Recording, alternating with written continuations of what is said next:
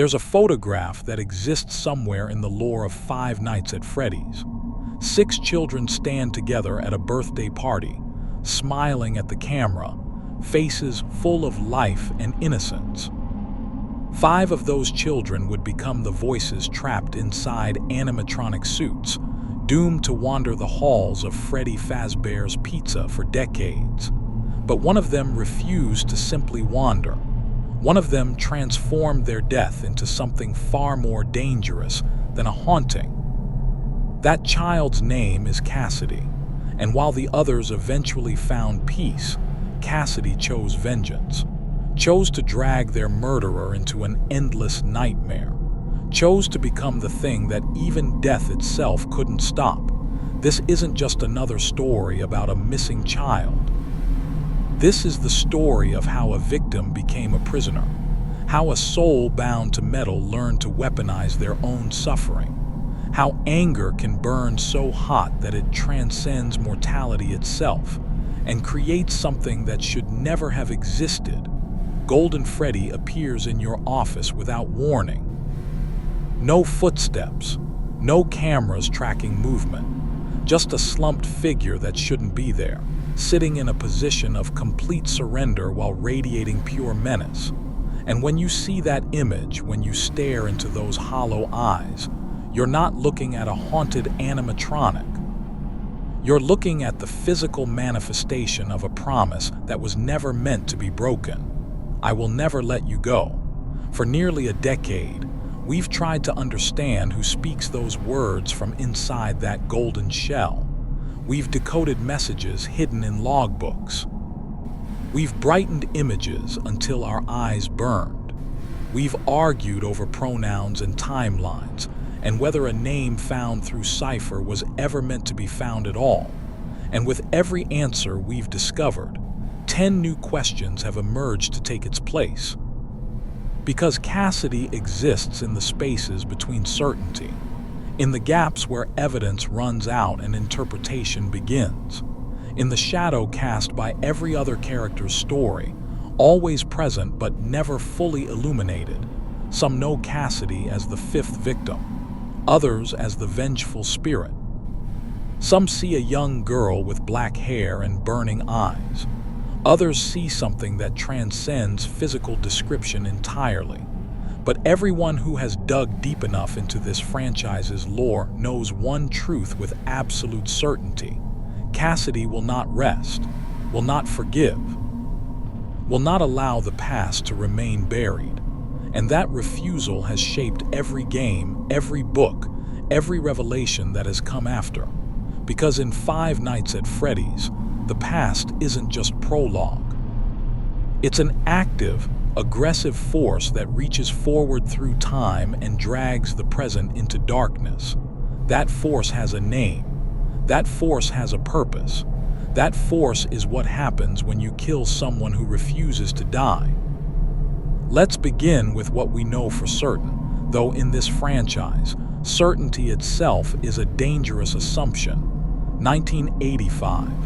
Freddy Fazbear's Pizza, a bright, chaotic restaurant filled with arcade games and pizza and children's laughter. It was supposed to be safe. Parents dropped their kids off for birthday parties without a second thought. The animatronics performed their programmed routines. The employees smiled and served and cleaned up the inevitable messes. But in the back rooms, away from the cameras and the crowds, something else was happening. William Afton had already killed before. We know this from the security puppet minigame, from the trail of evidence that shows Charlie Emily's death happening outside the original restaurant. But the missing children's incident was different. This wasn't one child caught alone. This was calculated, systematic.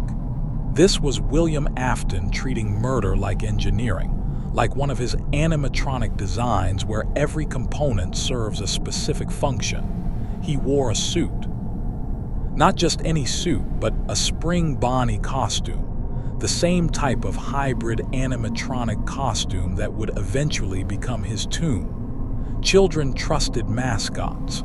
Children followed someone who looked like they belonged in this world of mechanical entertainers and birthday celebrations. The details of what happened in that back room remain mercifully obscured by the 8-bit graphics of FNAF's minigames. But we see the aftermath. 4 bodies slumped on the floor in the Give Gifts, Give Life minigame.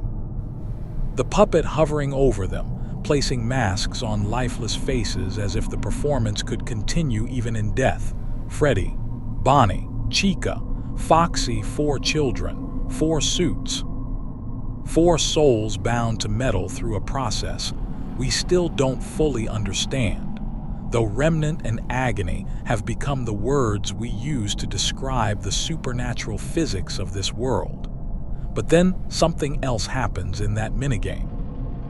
A 5th child appears, separated from the others, positioned away from the group. And suddenly, the Golden Freddy head materializes with a scream that crashes the game itself, as if the code cannot contain what's being shown. This is our first glimpse of Cassidy, though we wouldn't know the name for years. This is the moment where something went wrong with William's pattern, where the formula broke, where one of the victims became something he never anticipated. The newspapers tell us 5 children went missing. The community has identified their names through various sources: Gabriel, Jeremy, Susie, Fritz, and Cassidy. 5 names that have become as central to FNAF lore as William Afton's own. Gabriel became Freddy, the face of the franchise, the central animatronic that appears in every game. Jeremy became Bonnie, the aggressive guitar player who moves faster than you expect. Susie became Chica, and we even get her backstory in the Fruity Maze minigame where William lures her with lies about her dead dog. Fritz became Foxy, forever out of order, forever separate from the main stage. And Cassidy became Golden Freddy, except Golden Freddy isn't like the others, never has been. From the very first game, this character operated under different rules, the original 5 nights at Freddy's established patterns. Bonnie approaches from the left hallway, Chica from the right. Foxy builds up speed in Pirate Cove and charges down the hallway if you don't check on him regularly. Freddy moves through a specific sequence of rooms, getting closer each time until he's ready to strike. You can track them on cameras. You can predict their movements. You can survive if you understand the system. Golden Freddy doesn't have a system. He appears when you look at a specific poster in the hallway, but only sometimes. The poster changes from a normal Freddy image to a close-up of a slumped, decaying Golden Freddy head. Look at that poster when it's changed, or access certain camera combinations, and when you lower the monitor, he's there. Sitting in your office, not standing, not in attack position, just sitting there, slumped forward, head tilted, staring with empty black eyes. And if you don't immediately pull the monitor back up, your game doesn't just end, it crashes. The whole program closes with a distorted scream that sounds like reality tearing.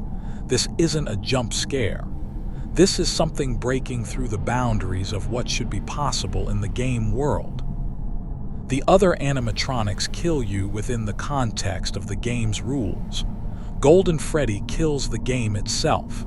Even Phone Guy, our tutorial guide who explains the mechanics and lore through pre-recorded messages, never mentions Golden Freddy, never warns you about him. This character exists outside the official structure of the restaurant and the game, and there's a reason for that. A reason that connects directly to Cassidy's nature and why this particular victim became different from all the others. In 5 Nights at Freddy's 2, we encounter Golden Freddy again, now in his withered form. The location is a previous restaurant, earlier in the timeline, and we can see the damaged animatronics in the parts and service room. But Golden Freddy isn't with them. There's no physical withered Golden Freddy animatronic sitting in that room with withered Bonnie and withered Chica and the others. Instead, he appears in the hallway, on cameras, in your office, always as an apparition rather than a physical presence. Sometimes just a floating head rather than a full body. He exists in this location, despite not physically being part of its roster. Phone Guy mentions a spare yellow suit in the back, used for parties. The implication is that this suit, this extra costume that wasn't part of the main show, became the vessel for something that shouldn't have been contained in the first place. The give gifts, give life minigame takes on new significance when you understand what it's showing. The puppet, possessed by Charlie Emily and driven by a need to save the other children, places them into animatronic suits. She's giving them gifts, giving them life, giving them vessels so they can persist. It's an act of desperation and love, a child trying to save other children the only way she knows how. 4 children are positioned together. The puppet gives them their masks and they merge with Freddy, Bonnie, Chica, and Foxy. The process seems almost peaceful if such a word can describe binding a dead child's soul to an animatronic suit. But then the 5th child appears separately. And when Golden Freddy's mask appears, it comes with that scream, that crash, that sense of something going catastrophically wrong. This visual storytelling suggests that Cassidy's binding to Golden Freddy was different from the others, more violent, more traumatic, or perhaps it wasn't just Cassidy being bound, but Cassidy being forced to share space with something that was already there. The theory that Golden Freddy contains 2 souls has become one of the most debated and ultimately accepted interpretations in the community. And if we're going to understand Cassidy, we need to understand the crying child, because these 2 spirits appear to be forever intertwined. 5 Nights at Freddy's 4 tells the story of a young boy whose entire existence is defined by fear.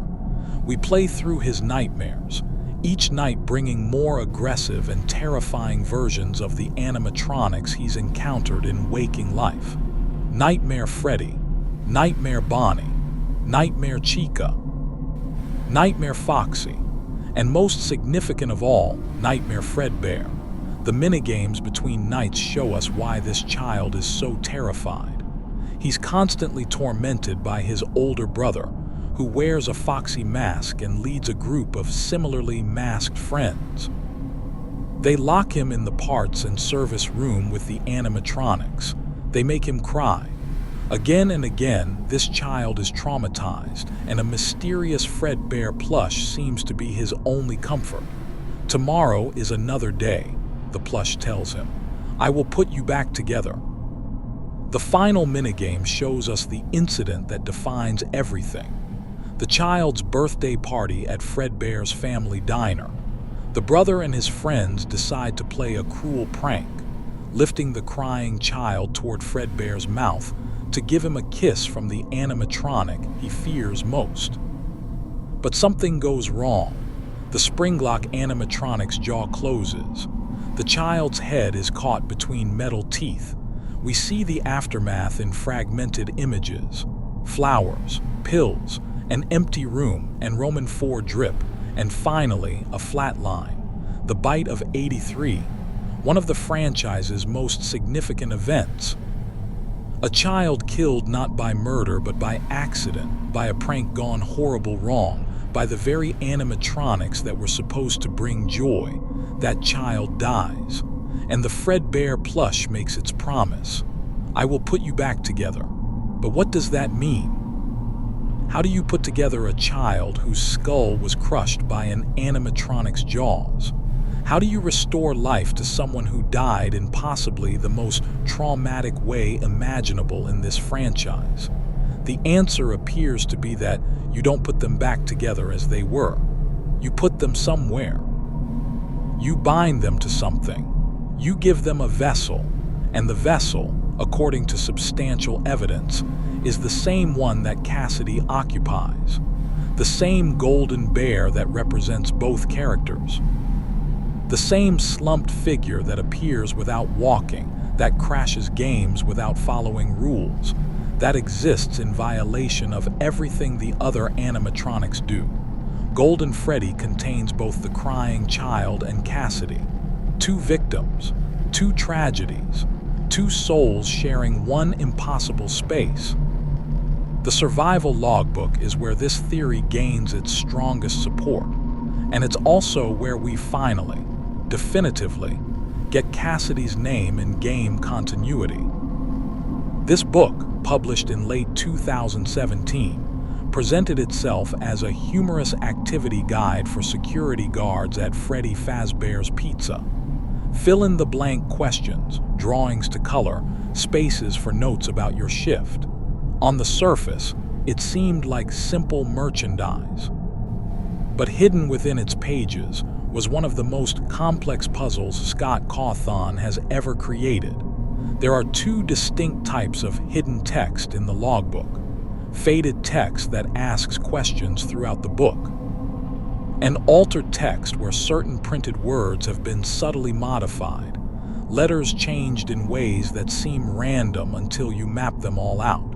The faded text asks questions like, "Do you have dreams?"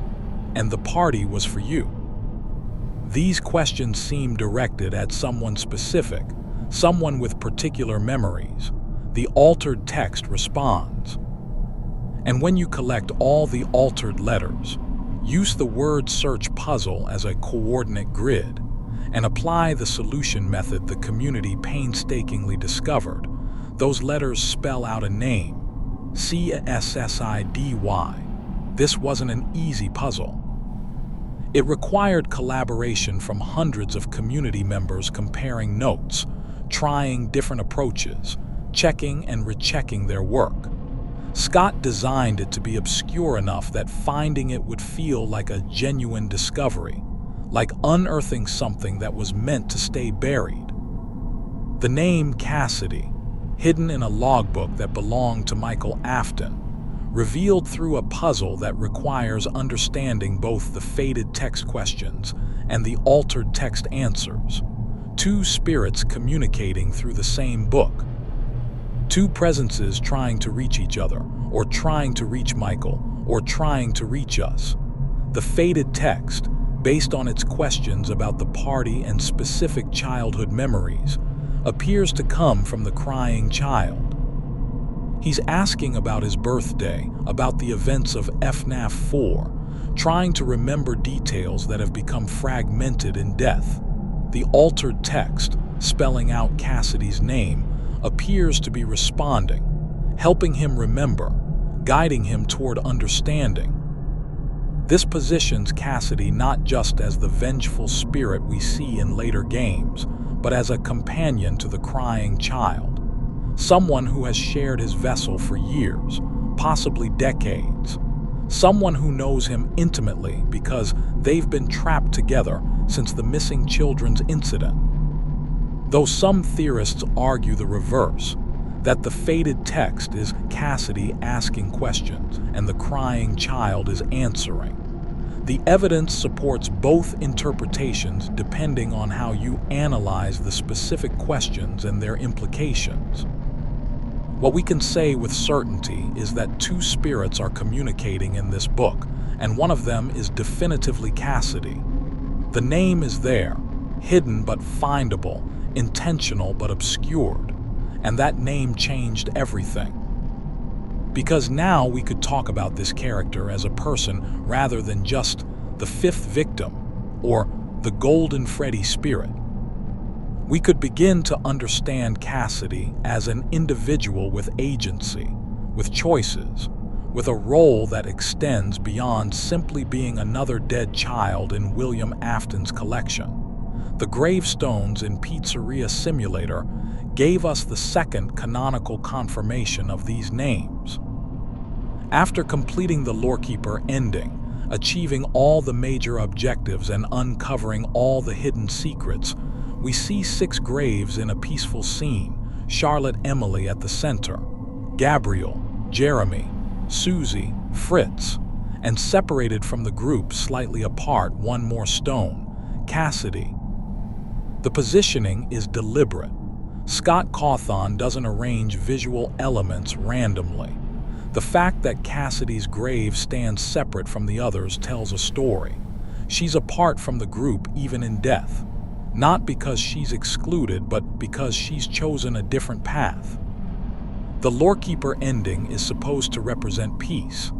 Henry Emily has gathered all the possessed animatronics, including William Afton in his scrap-trap form, into one location, and then he burns it all. Fire releases the souls, he explains in his final speech. Fire destroys the remnant. Fire sets everyone free.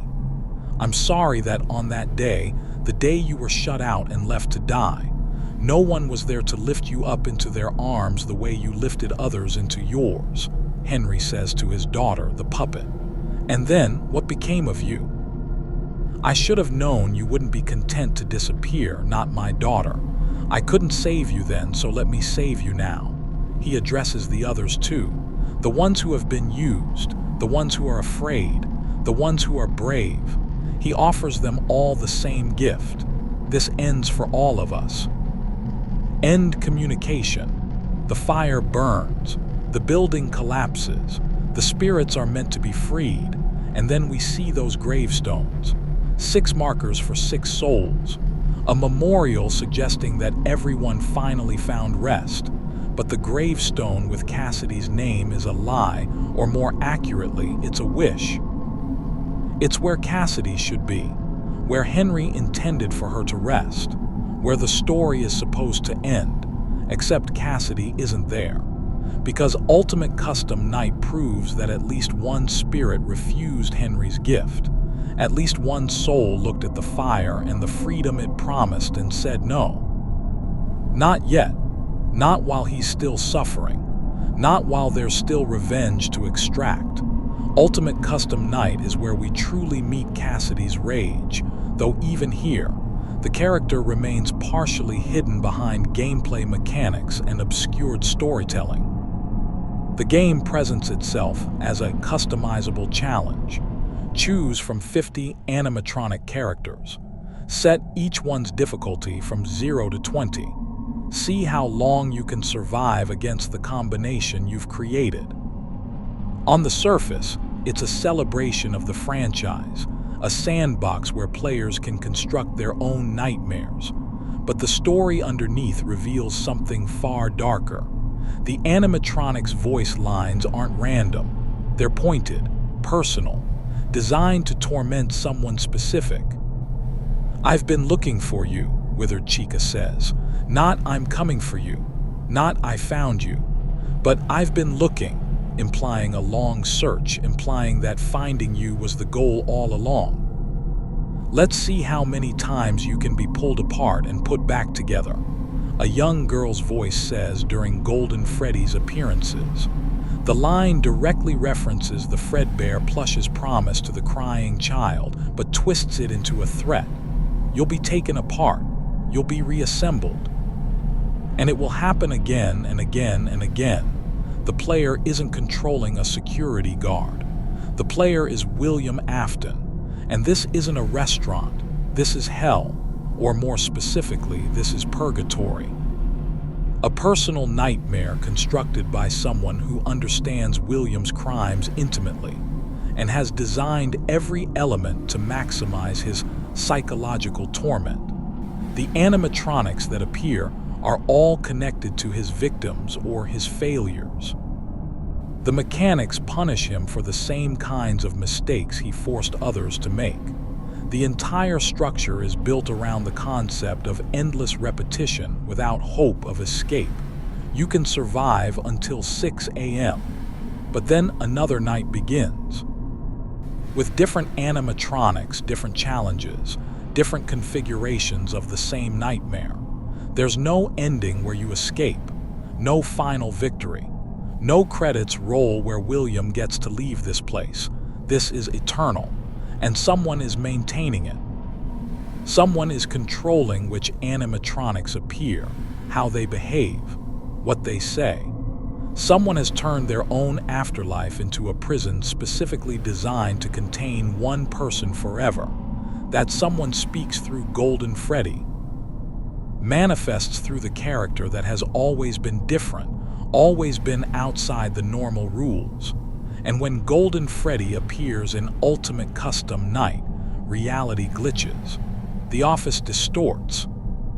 A ghostly face flickers on screen, visible for just a few frames but burned into the community's collective memory through hundreds of hours of analysis. The Vengeful Spirit face. A child with dark hair and darker eyes. An expression that reads as controlled fury rather than wild rage. This isn't someone lashing out in anger.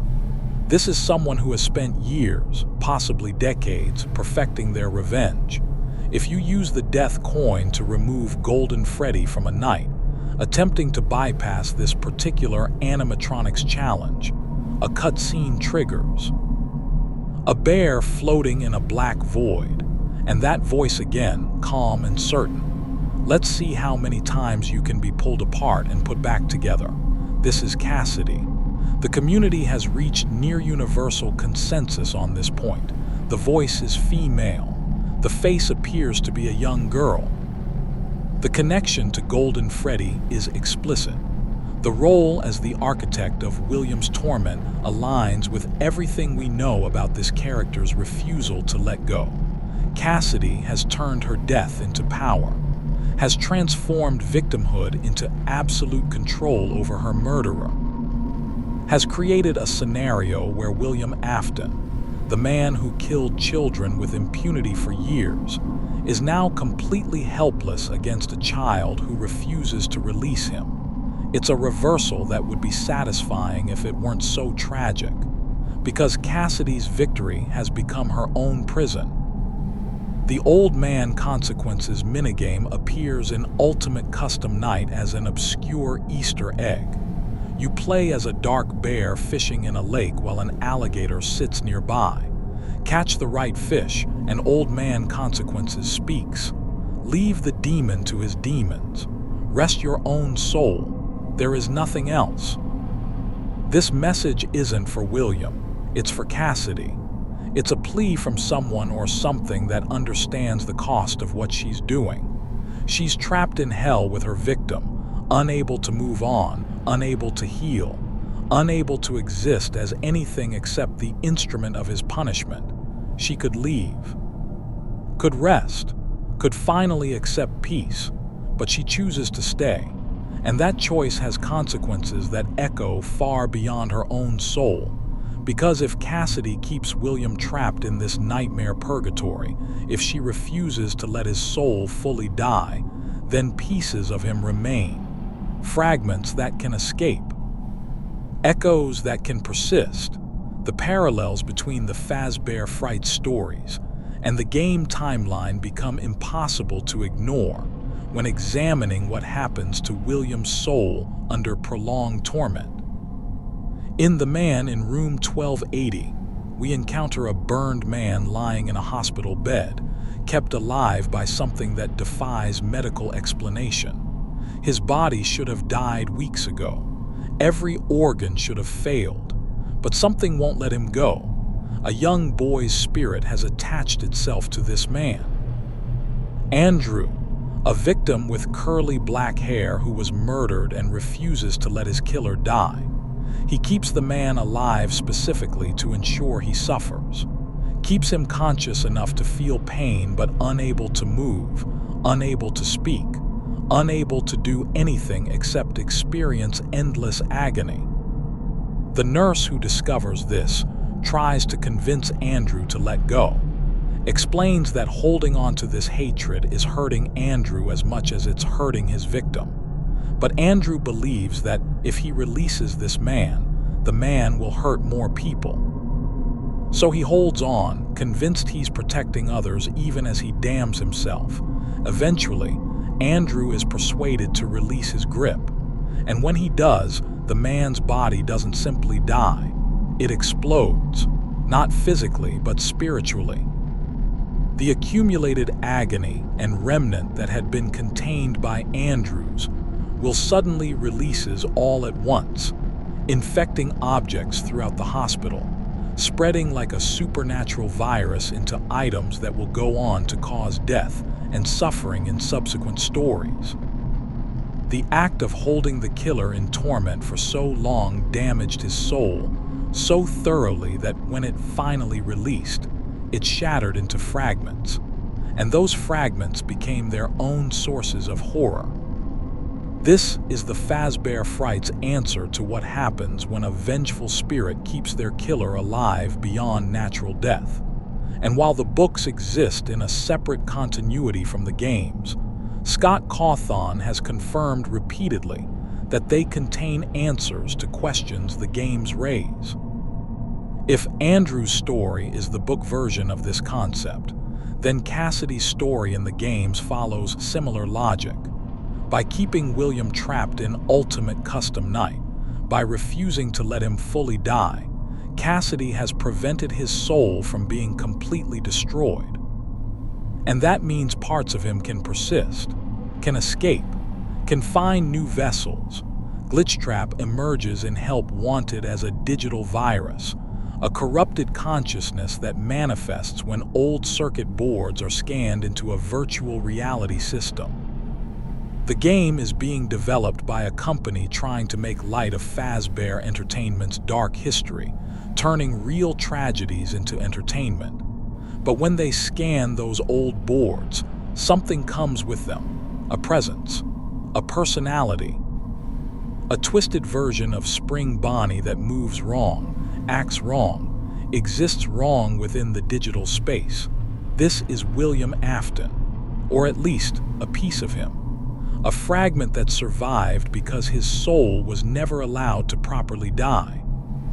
He was kept in torment by Cassidy, held in that nightmare space of ultimate custom night, prevented from moving on or dissipating. And when pieces of him finally escaped, they carried all his malice but none of his humanity. Glitchtrap doesn't have William's engineering genius or his calculated planning. It's more primal, more viral. It spreads and corrupts and possesses not through careful design but through infection. It's what remains when you strip away everything except the need to persist, to survive, to continue existing no matter the cost. And Cassidy's revenge created the conditions for this to happen. Her refusal to let William rest meant parts of him remained accessible, scannable, recoverable. The circuit boards that contained fragments of his consciousness should have been destroyed in the pizzeria simulator fire. But because Cassidy pulled him into her personal hell before he could fully burn, those fragments survived. She tried to ensure he'd never escape punishment. But in doing so, she ensured he'd never be truly destroyed. This irony defines Cassidy's tragedy. The strongest victim, the one who defeated her killer most completely, inadvertently enabled his return. Her victory became the seed of future horrors. Her strength became the weakness that allowed William to persist into the modern era. The Fazbear Fright story, The Man in Room 1280, even shows us the aftermath through subsequent tales. The infected objects spread William's influence. Children die because of items that were touched by his fragmented soul. The attempt to contain him through torment ultimately caused more suffering than letting him die cleanly might have. But can we really blame Cassidy for this? Can we fault a murdered child for refusing to forgive her killer? For wanting justice so badly that she'd sacrifice everything, including her own peace, to ensure he suffered? These questions don't have easy answers, and Scott deliberately avoids providing clear moral judgment on Cassidy's choices. The narrative presents what she does and the consequences that follow, but it never explicitly condemns or celebrates her actions. Old Man Consequences offers her a way out, tells her to rest, but frames it as an option rather than a command. The game acknowledges that Cassidy could choose peace, but it also accepts that she doesn't. Her agency is respected even when her choice leads to tragedy. This moral ambiguity is crucial to understanding why Cassidy resonates with so many fans. She represents the uncomfortable reality that victims don't owe anyone forgiveness, that sometimes the damage is too deep for healing, that the desire for revenge isn't a character flaw to be overcome, but a natural response to horrific trauma. The franchise never punishes Cassidy for choosing vengeance over peace. Never has a character lecture her about letting go for her own good. Never suggests she's wrong to feel what she feels. It simply shows the cost. Shows what happens when you bind yourself to your abuser through hatred instead of separating yourself through healing. Shows that you can win every battle against your enemy and still lose the war for your own soul. The debate over whether Cassidy or Andrew is the true vengeful spirit in game continuity has raged since Ultimate Custom Night's release. Andrew appears explicitly in the Fazbear Frights books as a young boy who keeps William alive in torment. He has curly black hair. He's described with specific physical details. His role is unambiguous. Cassidy appears in the games with far less clarity. The name is hidden in a logbook puzzle. The face in Ultimate Custom Night is distorted and debatable. The voice is female, but voices can be misleading or metaphorical in FNAF's symbolic storytelling. Some theorists argue that Andrew was imported into game continuity without being named, that the vengeful spirit is actually male despite the female voice, that we've made assumptions based on incomplete evidence and missed the truth hiding in plain sight. The strongest argument for Andrew being the game's vengeful spirit comes from the book's explicit storytelling. Scott uses the Fazbear Frights to answer questions about the games. The man in room 1280 seems specifically designed to explain what's happening in Ultimate Custom Night. And in that story, the vengeful spirit is unambiguously Andrew. But the arguments for Cassidy are more numerous and more grounded in the games themselves. The Survival Logbook reveals Cassidy's name in direct connection with Golden Freddy. The Ultimate Custom Night voice is explicitly female. The pattern of Golden Freddy being special, being different, being the primary antagonist force runs through every game in the series. And Andrew is never mentioned anywhere in the games, not even obliquely. The most accepted interpretation treats Andrew and Cassidy as parallel characters serving the same narrative function in their respective continuities. Both are victims of William Afton. Both refuse to let him die. Both create prolonged torment scenarios. But Andrew exists in the book timeline while Cassidy fills that role in the games. This interpretation acknowledges Scott's statement that the books answer questions about the games, but it doesn't require every book character to have a direct game equivalent with the same name and details. Instead, it recognizes that Scott explores similar themes and concepts across different continuities using different characters. Charlotte Emily exists in both the games and the novel trilogy, but her stories differ significantly. Henry Emily exists in both, but with different relationships and outcomes. The core concepts remain consistent while the specific details change to serve each continuity's needs. Andrew is the book version of the vengeful spirit concept. Cassidy is the game version.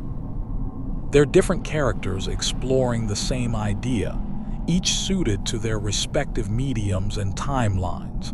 The community consensus has largely settled on this interpretation, though passionate debates still erupt whenever new evidence emerges. And that's exactly how Scott seems to want it. He's created enough ambiguity that multiple readings remain possible, ensuring the community stays engaged, stays debating, stays analyzing every new release for clarification that may never come. Cassidy's relationship with the crying child represents another layer of complexity in understanding who she is and what she wants. If they truly share Golden Freddy's vessel, if they've been bound together since the missing children's incident, then their relationship has existed longer than most marriages, decades trapped in the same animatronic body. Decades sharing space, sharing experiences, sharing the weight of being dead but not gone. That kind of proximity creates intimacy whether you want it or not. The Survival Logbook shows them communicating, helping each other. One spirit asking questions, the other responding. There's a gentleness to those interactions that seems at odds with the vengeful fury Cassidy displays toward William. This suggests Cassidy is capable of more than rage, that she can be patient, kind, supportive when dealing with someone who isn't her murderer. The crying child is innocent. He died in an accident, not a murder. He deserves peace, and Cassidy seems willing to help him find it even while refusing peace for herself. The happiest day minigame takes on new meaning in this context. 6 children gather to give one child, the maskless child sitting alone, a birthday party. They present cake. They give him the Golden Freddy mask. And then, one by one, their masks disappear as they presumably find peace. This is the crying child's moment, his chance for closure. The birthday party he never got to finish, recreated by spirits who understand what was taken from him. And Cassidy participates. She's one of those children helping to create this moment. She wants the crying child to be free, to rest, to finally escape the trauma that has defined his existence. But when his mask disappears, when the others fade, Cassidy remains. She gives the crying child his peace, then turns back toward the darkness where William waits.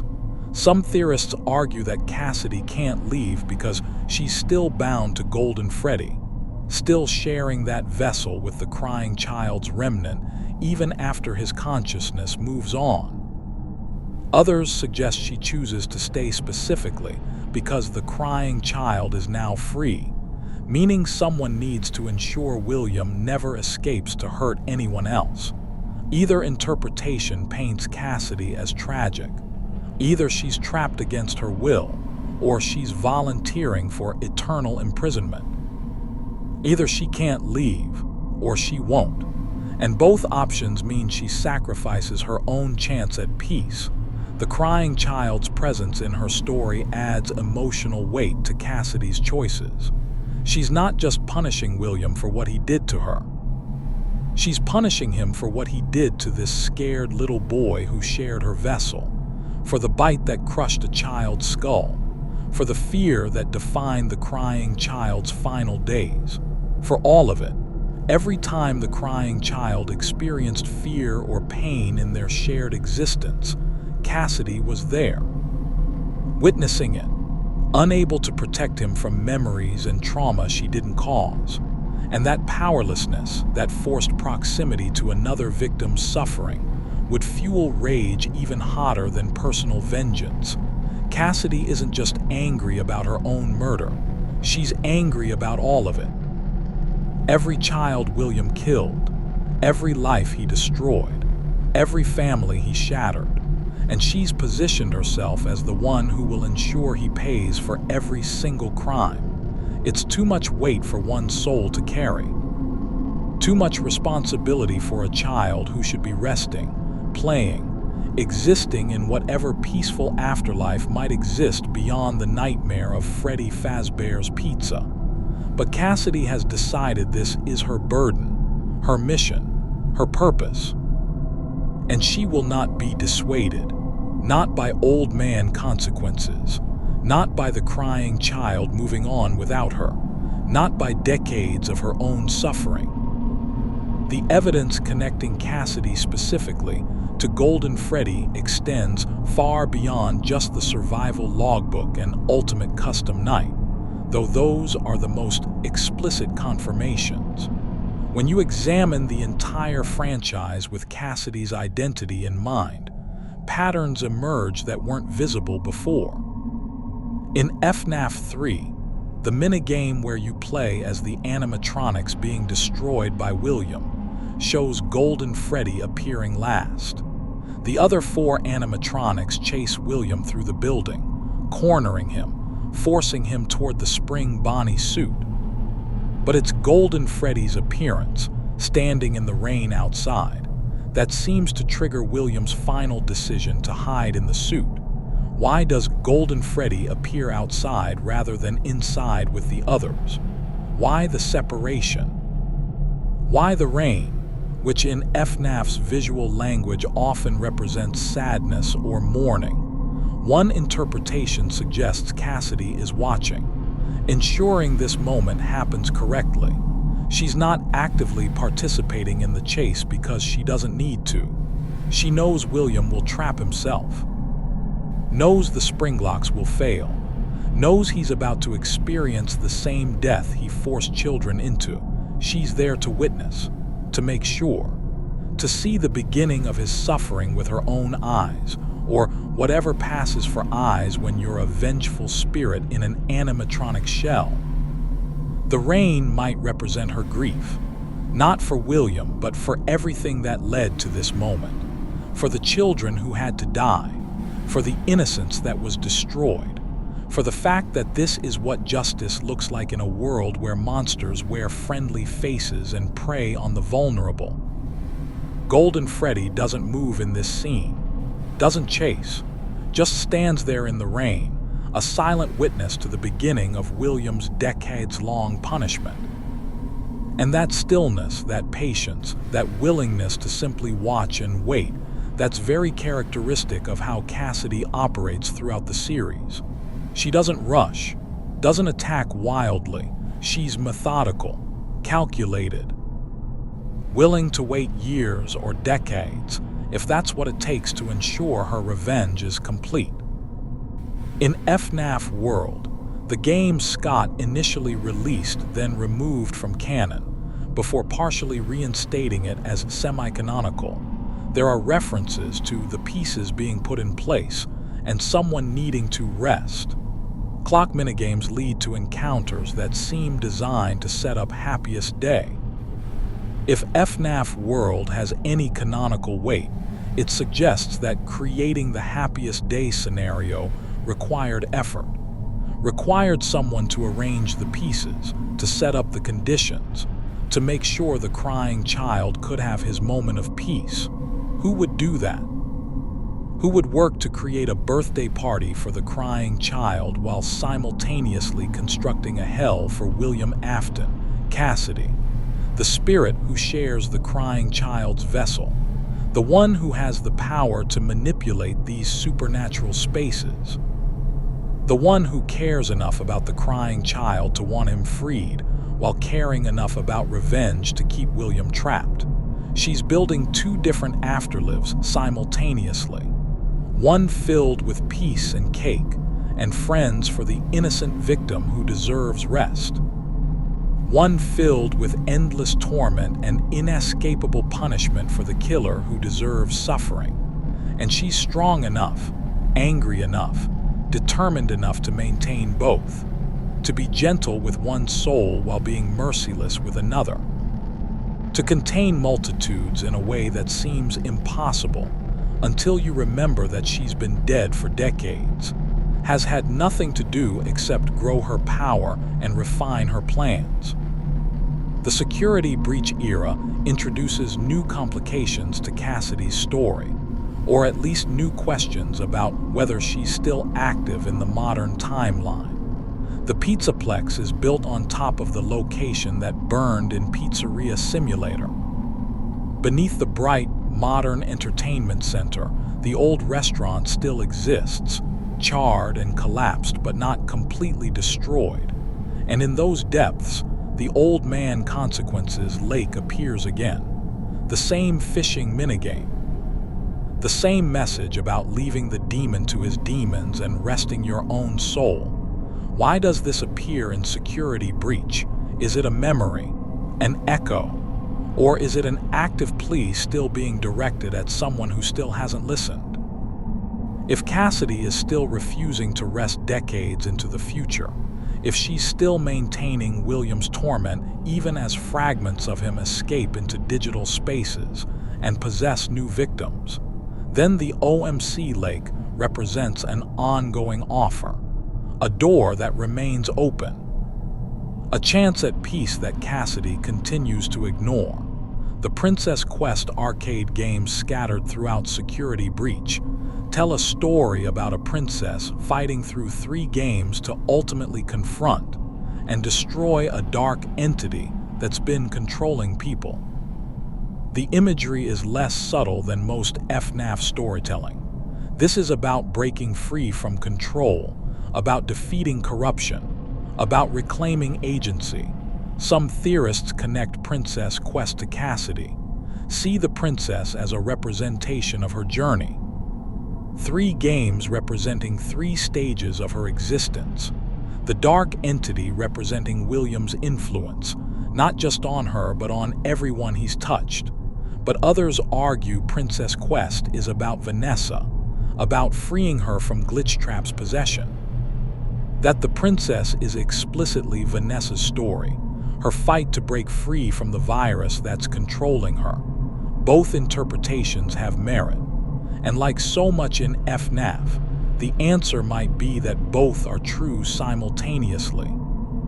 Princess Quest could work on multiple levels, representing both Vanessa's specific struggle in Security Breach and the broader thematic concept of victims reclaiming power from their abusers. If there's a Cassidy connection, it's thematic rather than literal. The princess defeats the dark entity completely, destroys it, and then she's free. She escapes. She moves beyond the cycle. This is what Cassidy hasn't done. She's defeated William in combat, trapped him in torment, achieved total victory over him. But she hasn't destroyed him completely, hasn't freed herself from him, hasn't moved beyond the cycle. The princess in the game does what Cassidy can't or won't do, and maybe that's the point. Maybe Princess Quest is showing us what Cassidy's story could have been if she'd chosen differently. If she'd destroyed William completely and then walked away.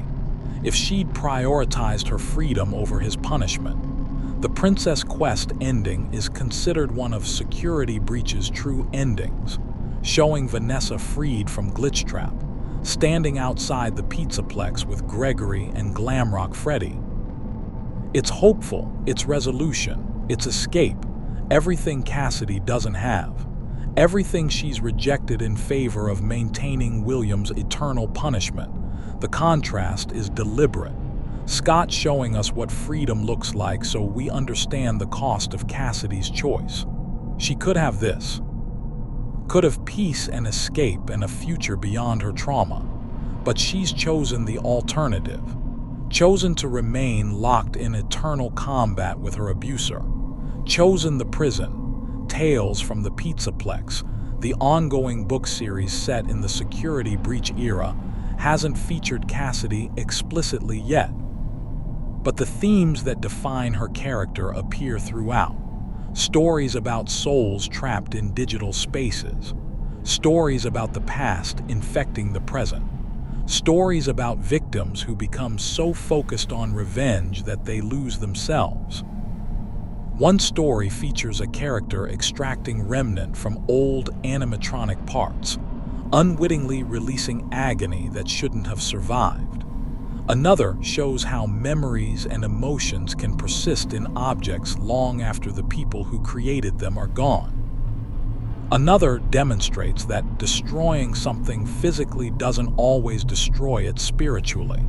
These stories create a world where Cassidy's continued existence makes sense, where a vengeful spirit from the 1980s could still be active in the 2030s, where the boundaries between physical and digital, between past and present, between dead and alive, have become so blurred that anything is possible. If Cassidy exists in this era, she might not be recognizable as the same entity we saw in Ultimate Custom Night. She might have evolved, transformed, adapted to new technologies and new forms of existence. She might be simultaneously everywhere and nowhere, spread across systems like the very virus she helped create by refusing to let William fully die. Or she might finally be gone, finally at rest. Her story complete, her gravestone marking an actual grave rather than an empty memorial. We don't know. Scott hasn't told us. And that uncertainty is characteristic of how Cassidy's entire story has been handled. She exists in the spaces between confirmation and speculation, between evidence and interpretation, between what we can prove and what we believe. The community has built elaborate theories about Cassidy's appearance, personality, motivations, and fate based on minimal direct evidence. We've taken a name hidden in a logbook, a distorted face in a game, a few voice lines, and constructed an entire character. And somehow, despite the lack of explicit detail, despite the ambiguity and the debates and the contradictions, Cassidy feels real, feels important, feels like one of the most essential characters in the franchise even though she barely appears. That's masterful storytelling. Creating a character who exists mostly in negative space, defined by absence as much as presence, yet still managing to be compelling and emotionally resonant. Scott has given us just enough to construct Cassidy while withholding enough that she remains mysterious. And that balance, that careful calibration of revelation and obscurity, is why she works so well as a character. We know her name, we know her role, we know her choice. But we don't know her face, her voice in life, her personality before death, her specific memories, her exact fate. She's simultaneously the most defined and the most ambiguous victim in the franchise. And that paradox is what makes her fascinating. The psychological weight of what Cassidy has chosen becomes clearer when we examine the specific mechanics of Ultimate Custom Night and what they reveal about her mindset. This isn't random torture. Every element is calculated. Every animatronic that appears serves a specific purpose in William's punishment. Nightmarion appears and creates a shield of darkness you must navigate through.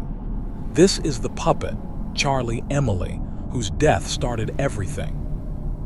William killed her first, left her alone in the rain, and her death led to every subsequent tragedy. Having her spirit present in his torment reminds William of where it all began, of the first child, the first sin. Circus Baby appears with voice lines that reference Elizabeth, William's own daughter who died because of the animatronic he created. "You won't get tired of dying, will you?" she asks, turning William's negligence as a father into another instrument of his punishment. He built the machine that killed his daughter. Now that machine kills him over and over. The puppet itself appears with the music box mechanic, requiring constant attention, constant work, constant vigilance.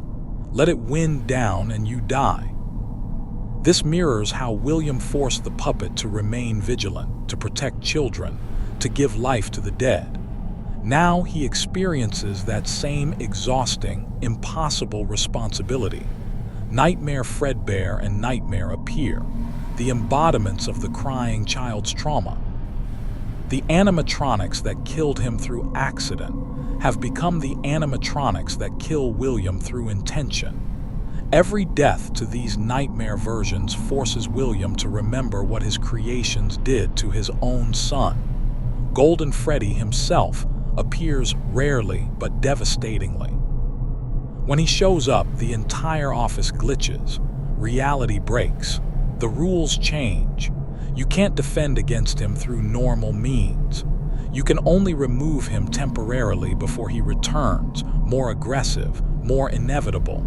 This is Cassidy asserting dominance, reminding William that she controls this space, that she is the architect of every moment here, that his suffering exists because she wills it to exist.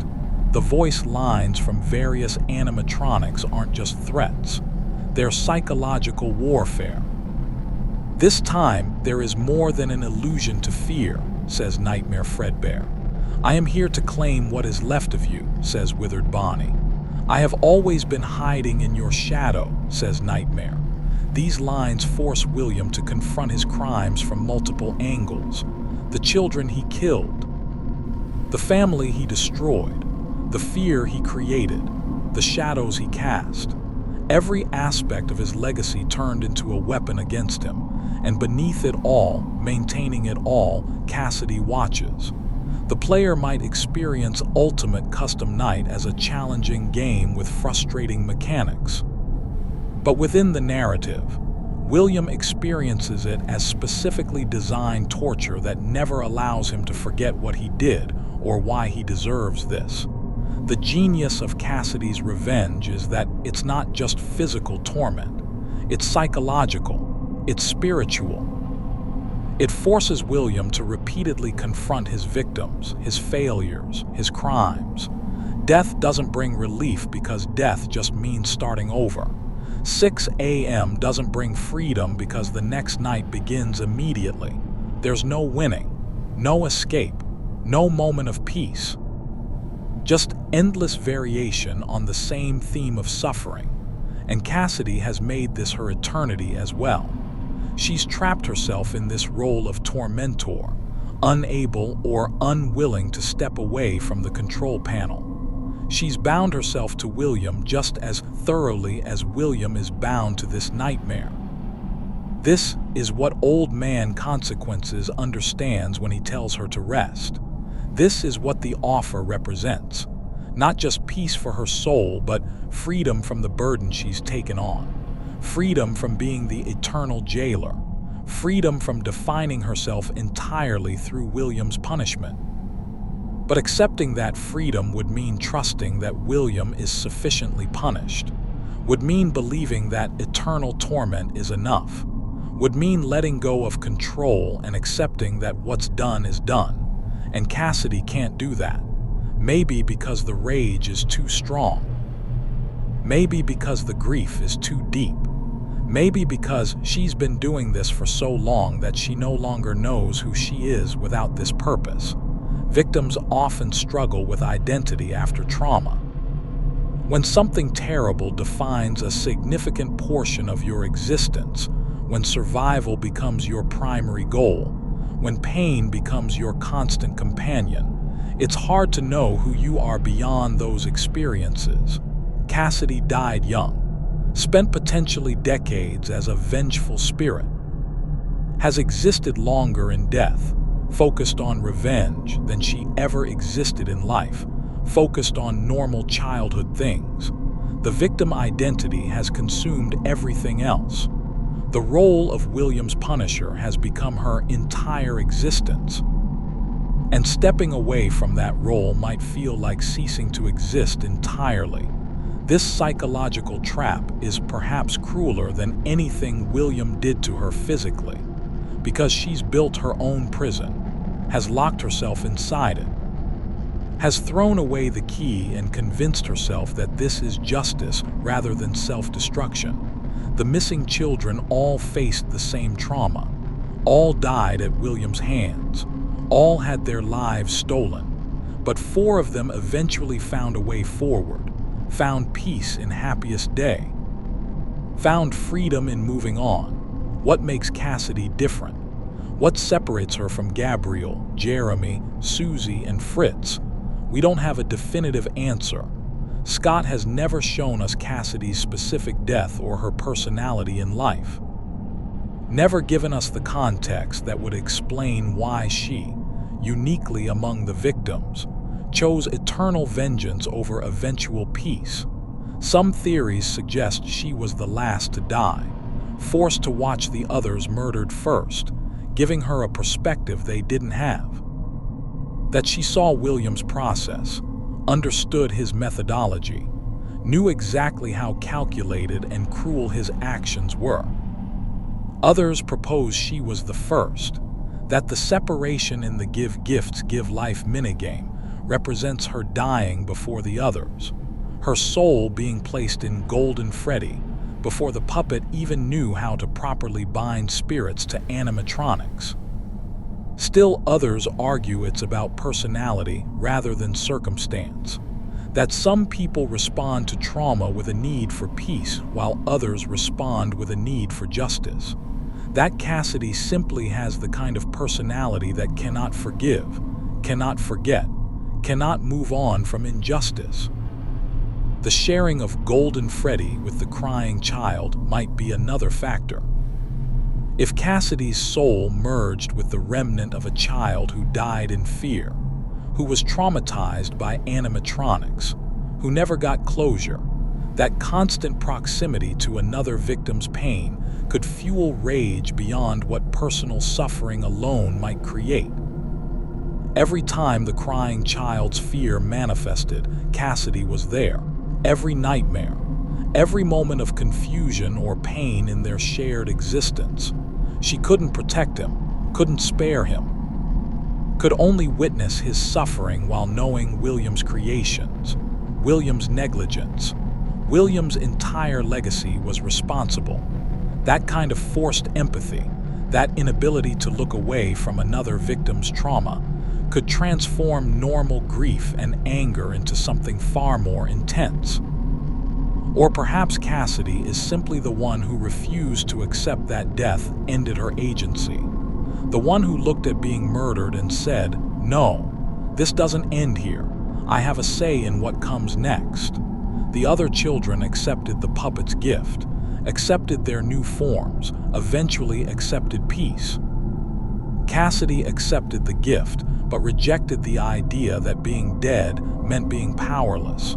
She learned to use her supernatural state, learned to manipulate it, learned to transform victimhood into a weapon. And that transformation, that refusal to be merely a passive victim, is what makes her story resonate with so many people. There's something powerful in a victim who fights back, who doesn't forgive, who doesn't prioritize their abuser's peace or their own healing over the need for justice, who says, "You don't get to move on from this, you don't get to be free, you will suffer for what you did." It's not necessarily healthy, it's definitely not peaceful, but it's understandable, it's human, it's real. And FNAF, for all its supernatural elements and fantastical animatronics and impossible physics, has always been at its best when it's exploring real human responses to trauma, grief, and loss. Cassidy represents the path most stories tell victims not to take, the path of holding grudges, of refusing forgiveness, of letting rage define you. Most narratives punish characters who make these choices, showing them becoming monsters or destroying themselves, or learning that forgiveness is the only way to heal. But FNAF doesn't punish Cassidy. It shows the cost of her choice without condemning the choice itself. It acknowledges that her decision to pursue eternal revenge is tragic without suggesting she's wrong to feel what she feels. Old Man Consequences offers an alternative, but doesn't force it. The game presents peace as an option, not an obligation. Cassidy's agency is respected even when she uses it to damn herself. This moral ambiguity is rare in stories about victims and abusers. Most fiction wants clear lines, wants to tell us that forgiveness heals while revenge destroys, wants to reassure us that letting go is always the right choice. FNAF refuses that simplicity. It shows us a victim who chose revenge, achieved total victory over her abuser, and still finds no satisfaction. Shows us that winning doesn't always feel like winning. That justice doesn't always heal wounds, but it never says she shouldn't have made that choice. never implies she should have prioritized healing over punishment, never suggests William deserves mercy. It simply shows what happens when you bind yourself to your abuser through hatred.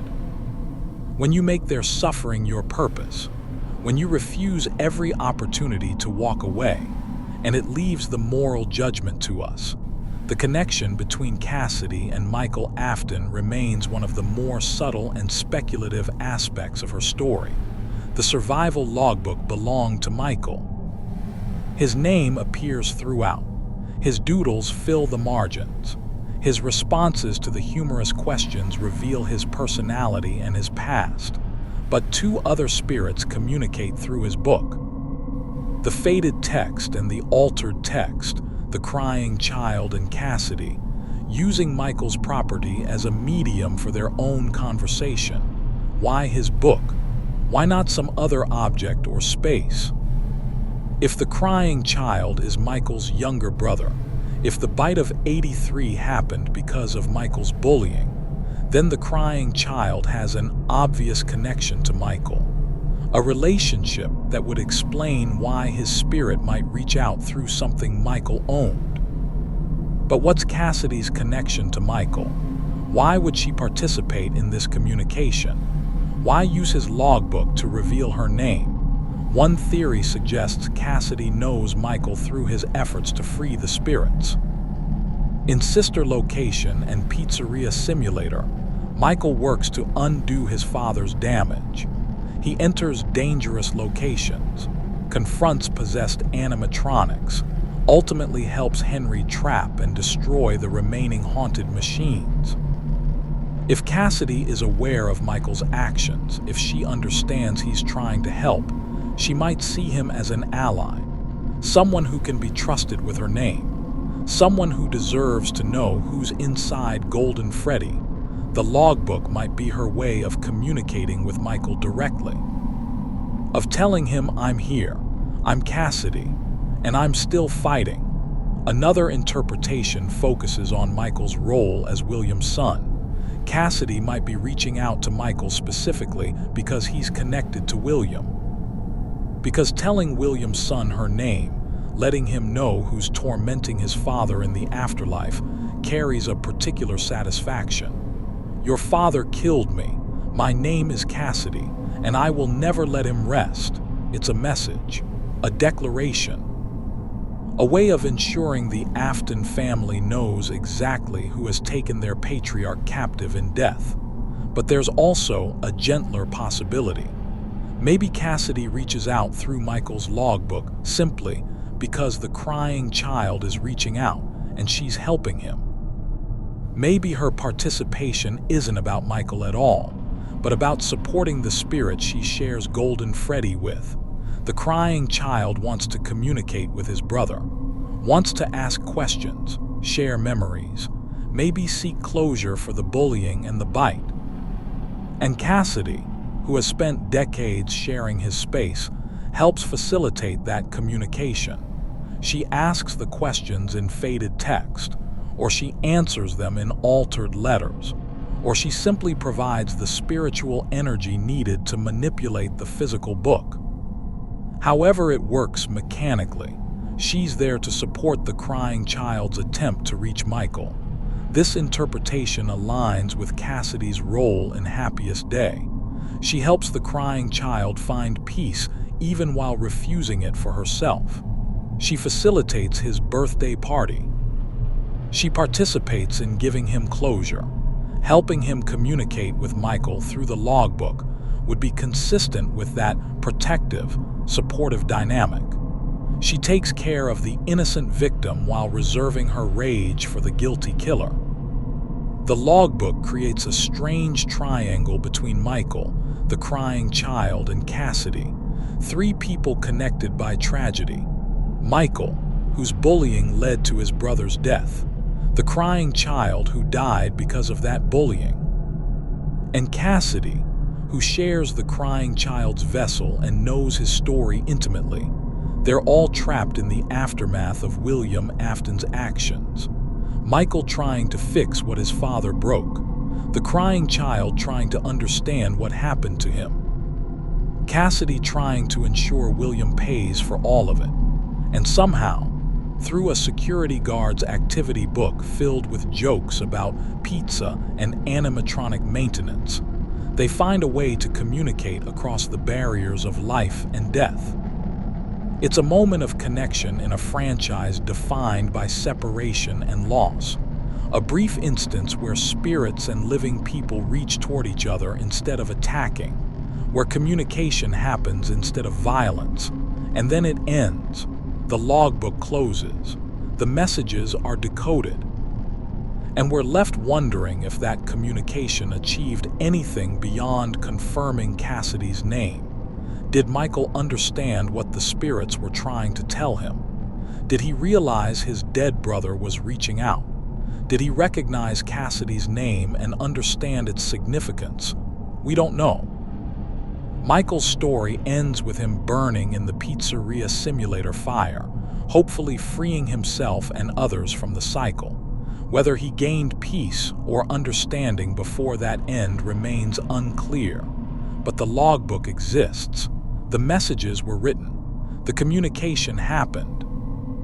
And that matters even if we can't trace its full impact. The novels provide an alternate window into how Scott thinks about these characters and concepts, even though the continuities don't match exactly. In the Silver Eyes trilogy, we get more details about the missing children, their deaths, and their persistence as spirits. Novel William is just as cruel and calculating as Game William. He kills children for remnant research, for his quest for immortality, for reasons that reveal him as fundamentally broken and evil. And the children's spirits respond with varying levels of awareness and anger. Novel Cassidy appears in The Fourth Closet as one of the victims. The description is minimal, deliberately vague in ways that have sparked debate about physical characteristics and gender presentation. But the character exists and has a role in the larger story.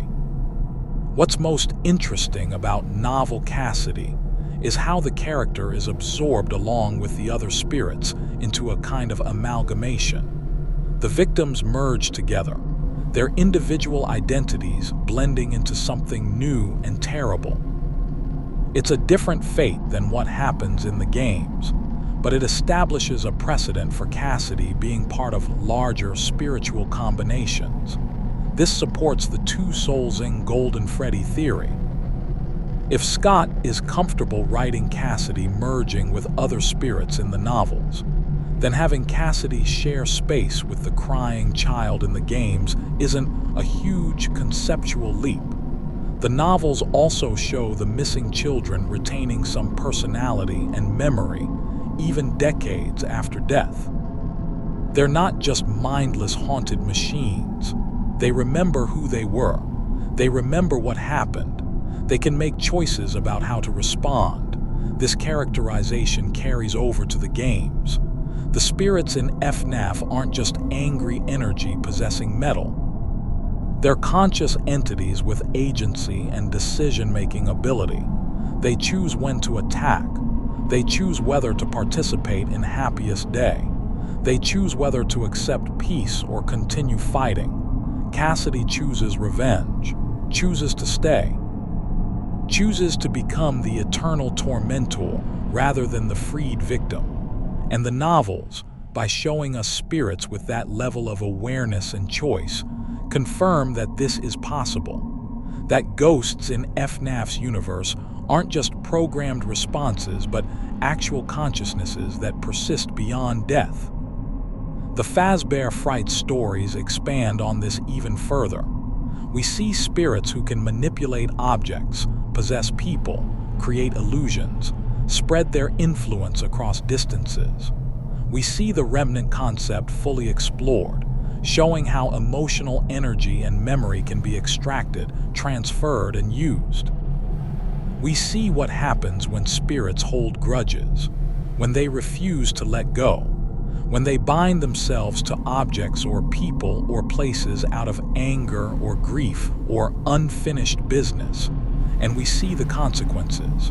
How that binding damages both the spirit and the world around them. How holding on too tight creates suffering that spreads beyond the original victim and abuser. The man in room 1280 is the most direct parallel, showing Andrew keeping William alive specifically to torture him. But other stories show different aspects of the same theme: spirits who can't move on. Spirits who prioritize revenge over peace. Spirits who damn themselves trying to damn others.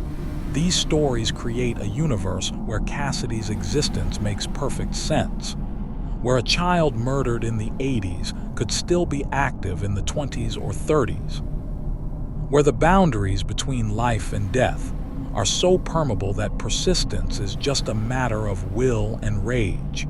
If you're angry enough, if you refuse to let go hard enough, if you bind yourself to your purpose with sufficient intensity, you can persist indefinitely. You can become a force that transcends normal death. You can make yourself eternal, but eternity in service of revenge isn't the blessing it might seem. It's a curse. It's a prison. It's choosing to exist forever in your worst moment, reliving your trauma, defining yourself entirely through what was done to you. Cassidy has made herself eternal, but she's also made herself eternally the victim, eternally the murdered child, eternally the spirit focused on one person's suffering. She's frozen in that moment of death and rage, can't grow beyond it, can't become anything else, can't experience joy or peace or development or change, just endless, unchanging, eternal vengeance. That's the true horror of her choice. Not what she does to William, but what she does to herself. She's created a hell for him, but she's trapped herself in it as well. She's the prisoner and the jailer, the victim and the tormentor, the one who suffers and the one who causes suffering, and maybe she can't tell the difference anymore.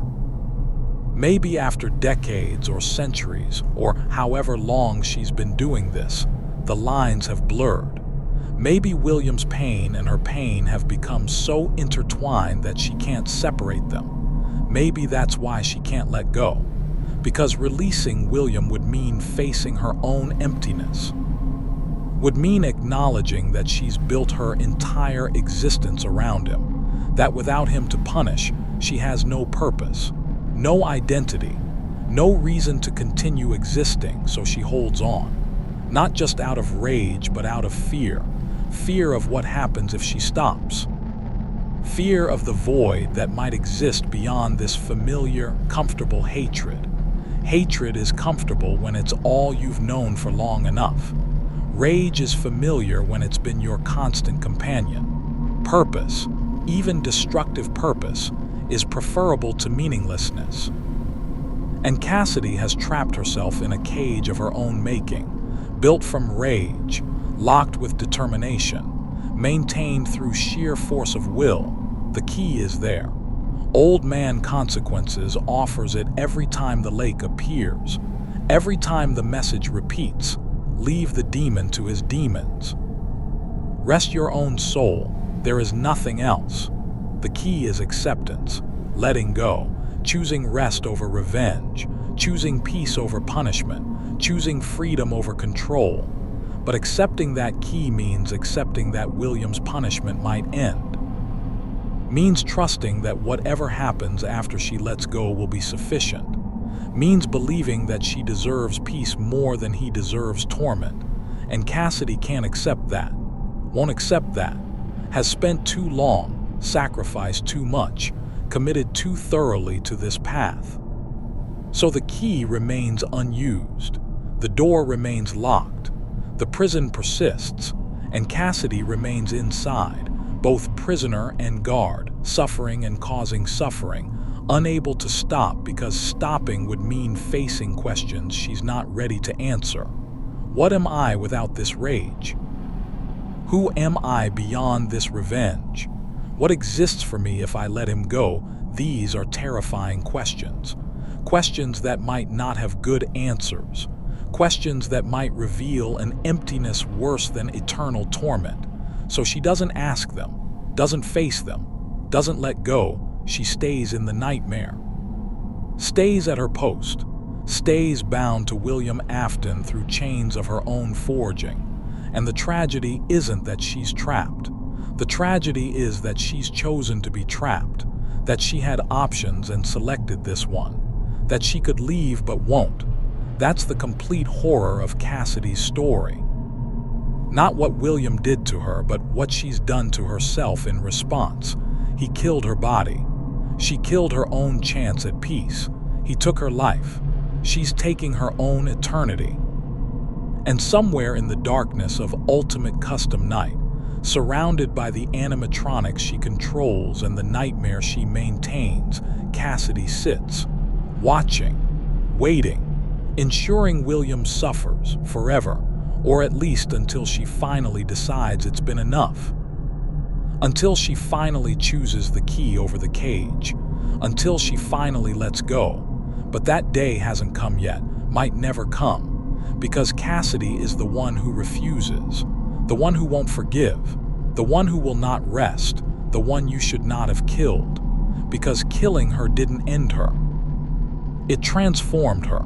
It made her into something that transcends death, something that exists purely to ensure you never forget what you did.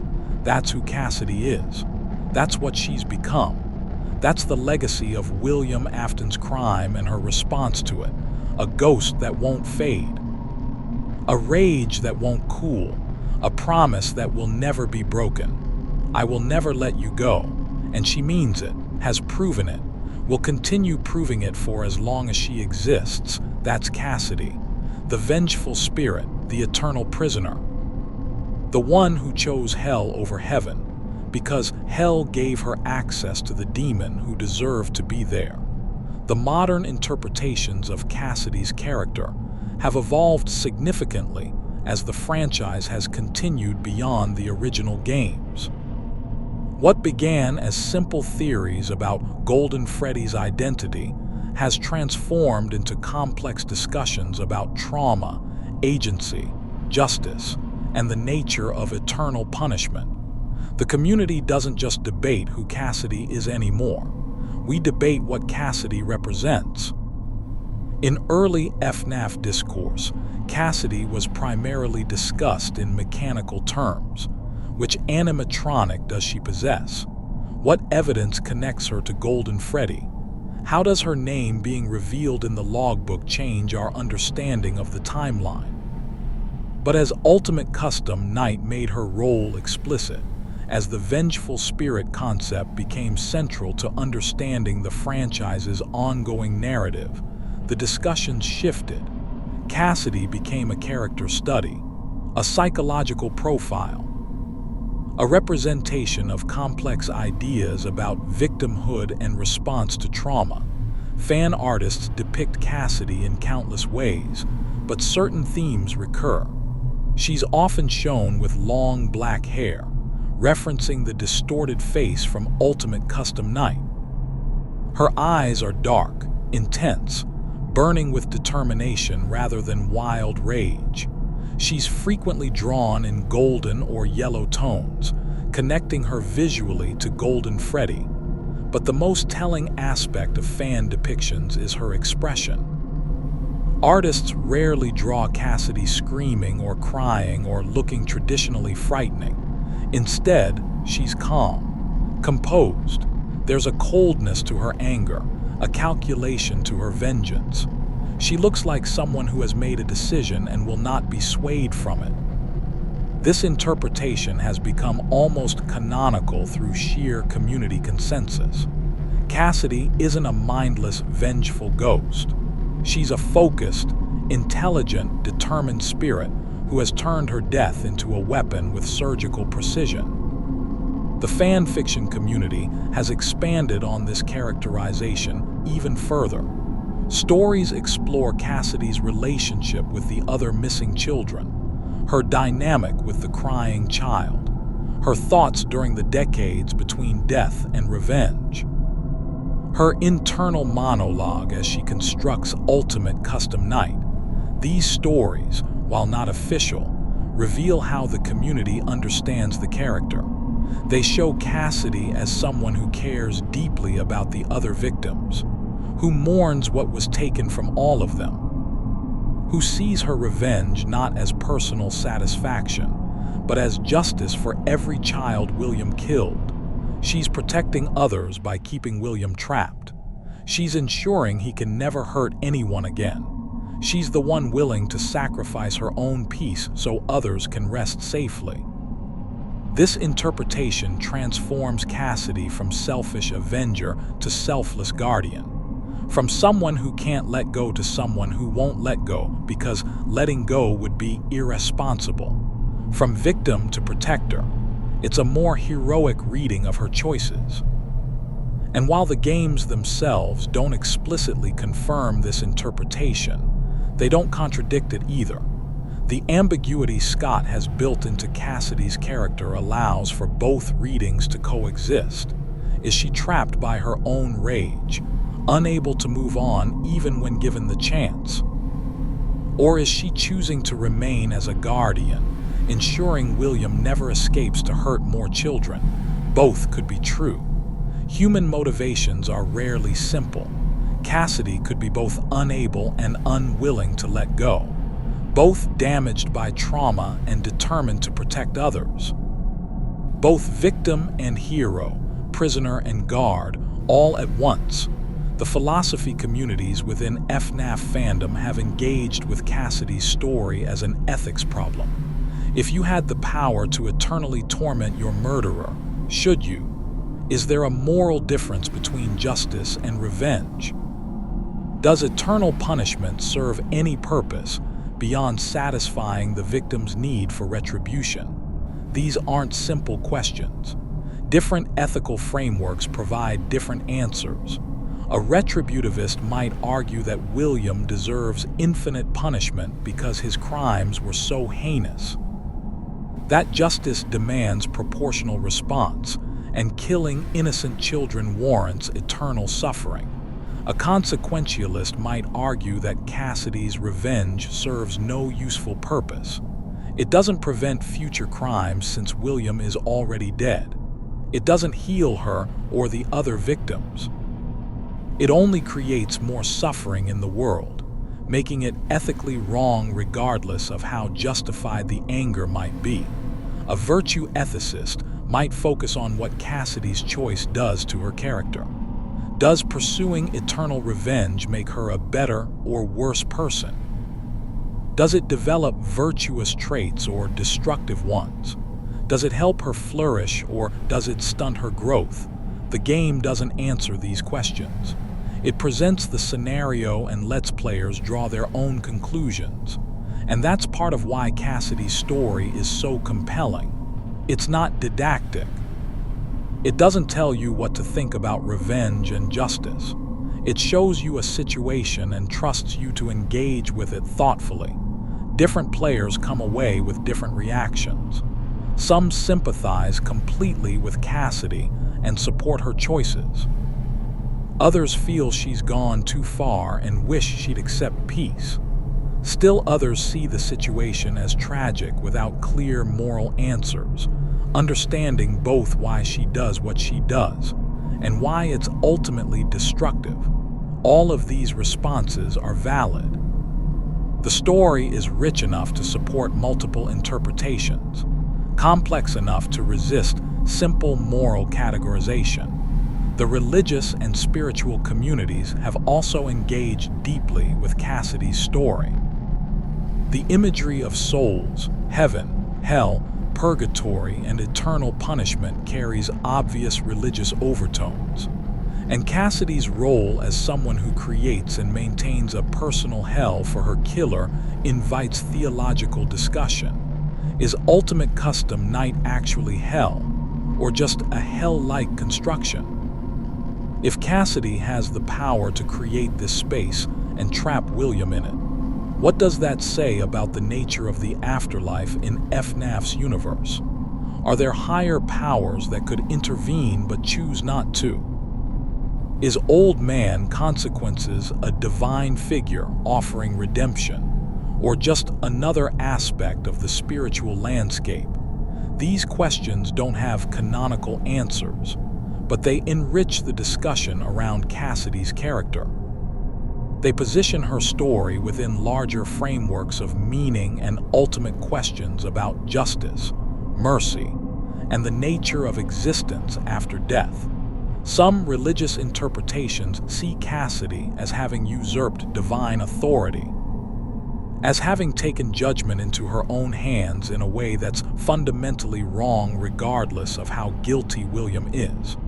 The idea that humans, even dead ones, should not set themselves up as eternal judges.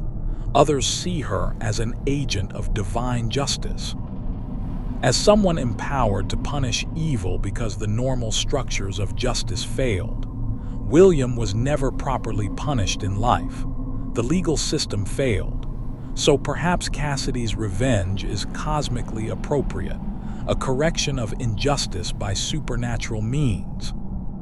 Still, others reject the framework of divine judgment entirely and see Cassidy's story as purely psychological and emotional, as a metaphor for how trauma victims can become trapped in cycles of anger and revenge that serve no higher purpose, but emerge from very human needs for control and closure.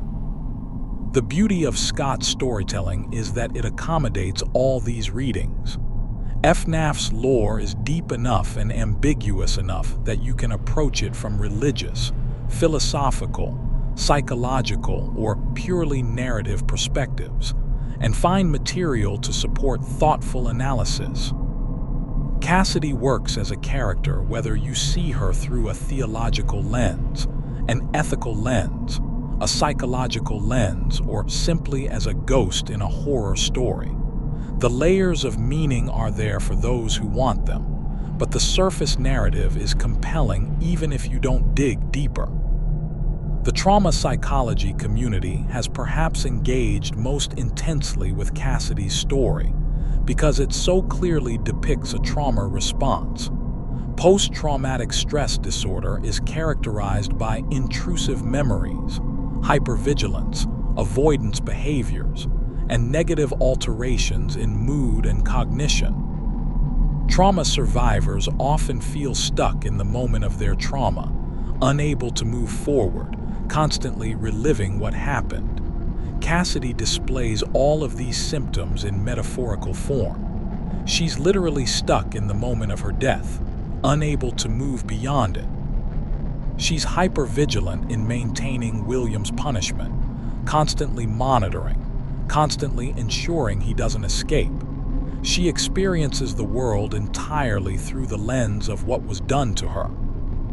And she's made cognitive and emotional changes that prioritize survival and control over healing and growth. She's developed a worldview where eternal revenge is necessary and justified, where letting go is weakness or betrayal, where peace is impossible until the threat is completely, permanently neutralized. These are understandable trauma responses. They make psychological sense. Many trauma survivors experience similar patterns of thinking, similar needs for control, similar difficulty trusting that they can be safe without constant vigilance.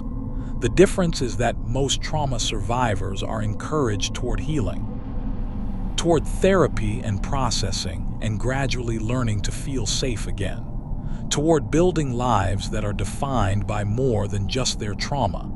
Cassidy never gets that opportunity. Or rather, she gets it through old man consequences offer, but refuses it. And that refusal, while tragic, is also realistic, because many trauma survivors refuse help, refuse to believe healing is possible, refuse to let go of the coping mechanisms that help them survive even when those mechanisms have become destructive. Cassidy's story doesn't romanticize this refusal, doesn't present it as noble or admirable, but it also doesn't condemn it. It simply shows the reality that some people can't or won't heal. and their reasons for refusing healing are complex, understandable, and worthy of empathy even when the outcome is tragic. This realistic portrayal of trauma response is part of why Cassidy resonates so deeply with certain fans. People who have experienced trauma and struggled with similar feelings recognize themselves in her story, recognize that need for control, that difficulty trusting, that sense that the only way to be safe is to ensure the threat is completely neutralized. And seeing those feelings represented in fiction, seeing a character who refuses to heal and isn't immediately punished or dismissed by the narrative, that can be validating. It acknowledges that healing is hard, that forgiveness isn't always possible or appropriate, that victims don't owe anyone peace or closure. At the same time, the story doesn't suggest Cassidy's choice is healthy or sustainable. It shows the cost, shows how revenge becomes a prison, shows that winning against your abuser doesn't necessarily heal your wounds. It's a nuanced portrayal that respects both the reality of trauma and the importance of healing, without forcing a simple moral about which path victims should take. The question of what happens to Cassidy in the future remains one of FNAF's most intriguing mysteries. Security Breach is set decades after Pizzeria Simulator. The world has moved on, technology has advanced, new threats have emerged, but old sins remain buried beneath the modern facades.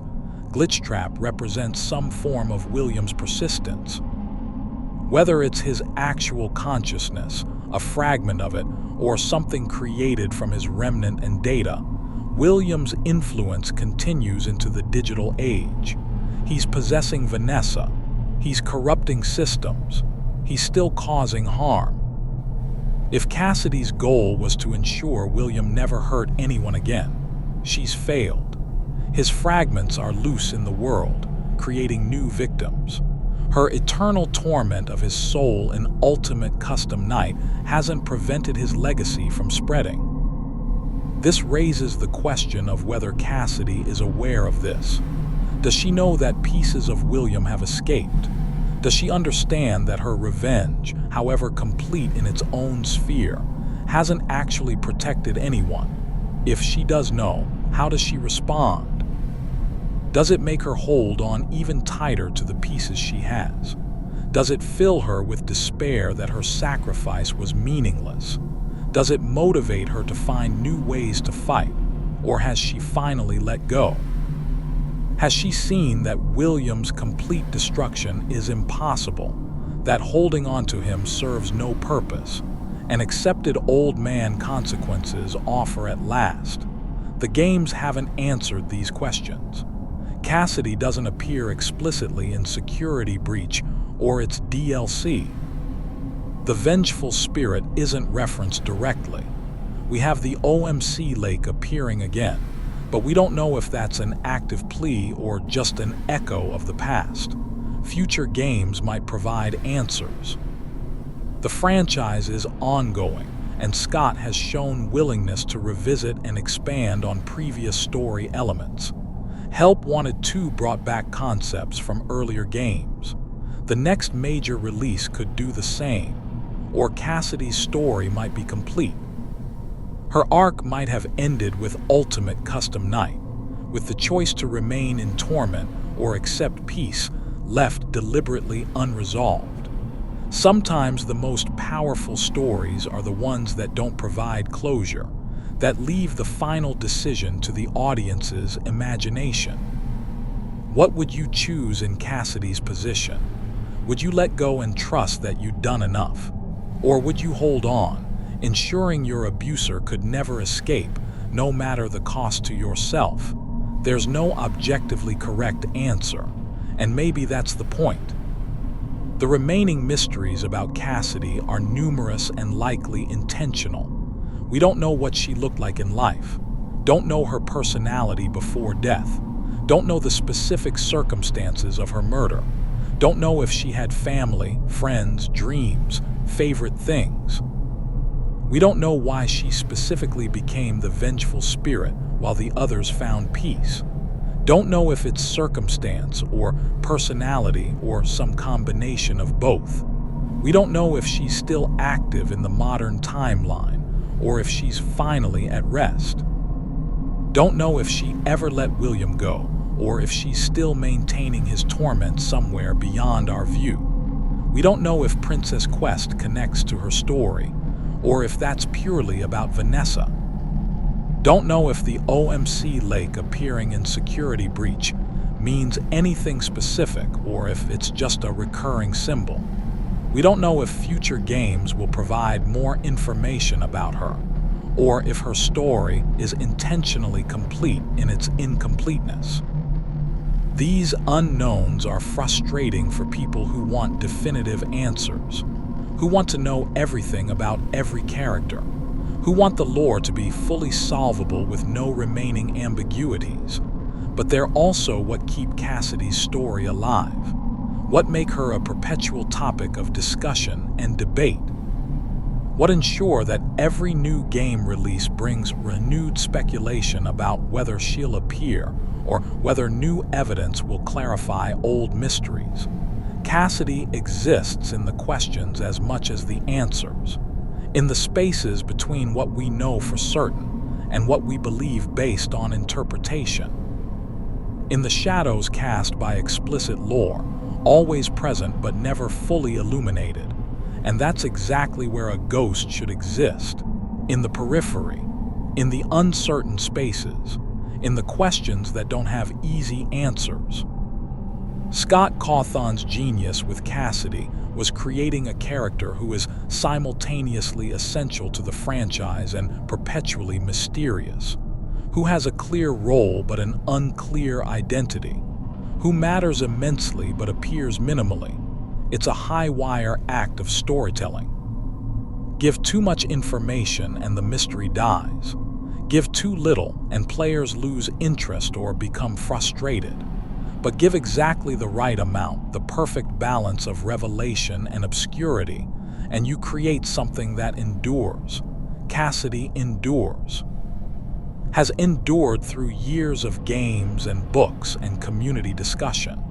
Has remained relevant even as the franchise has moved into new eras and new storylines.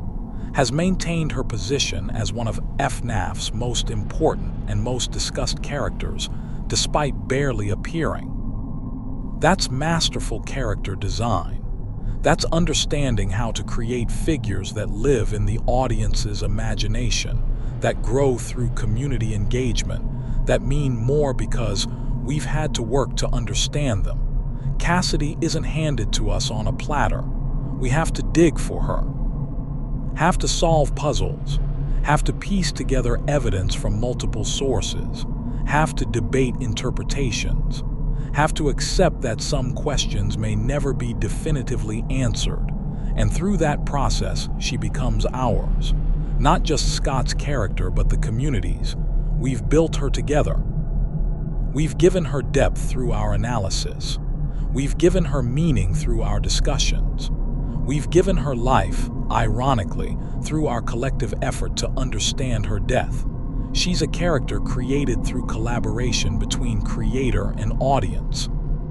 Scott provided the framework, the name, the role, the basic evidence.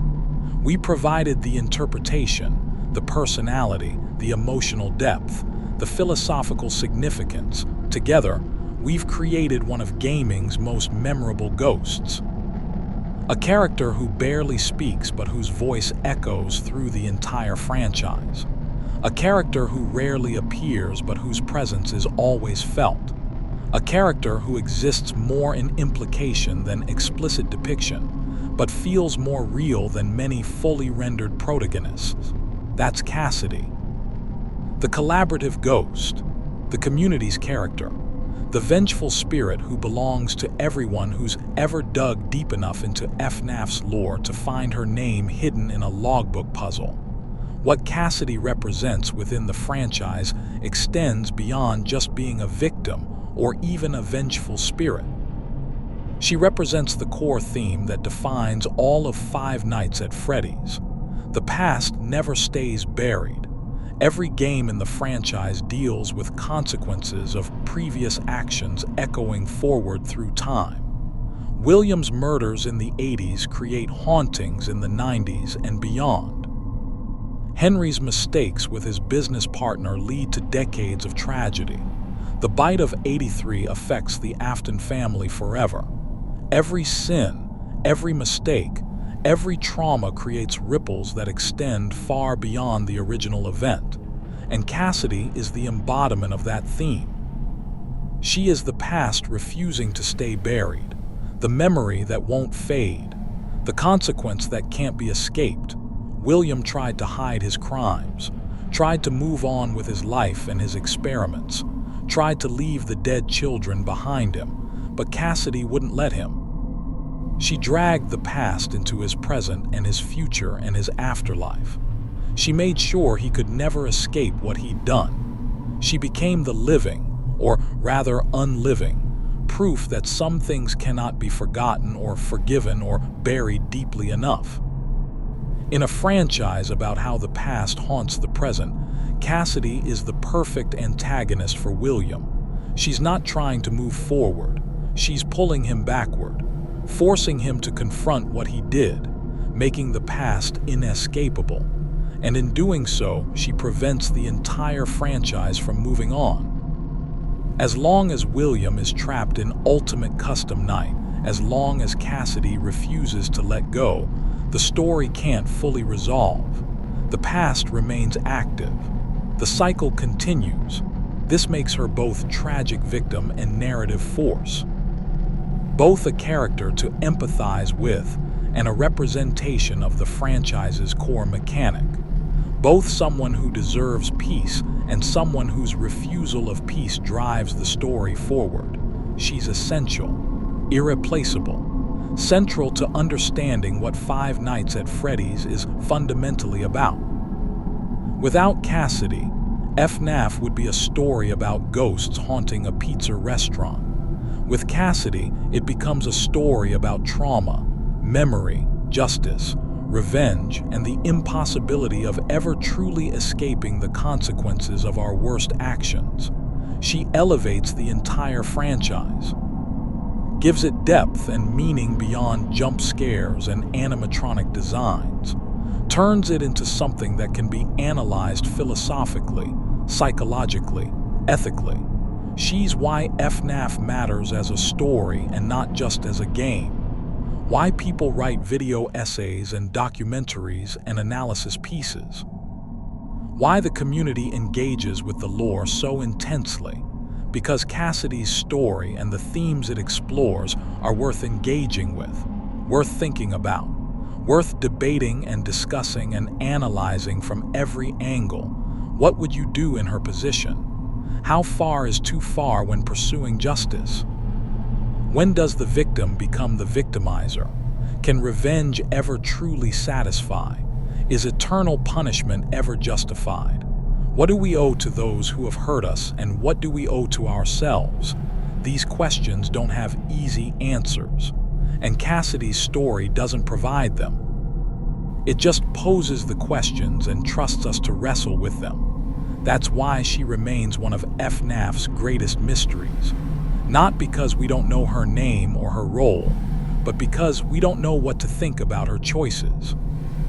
Because the moral complexity of her story resists simple interpretation. Because she makes us uncomfortable in ways that simple villains or victims never could.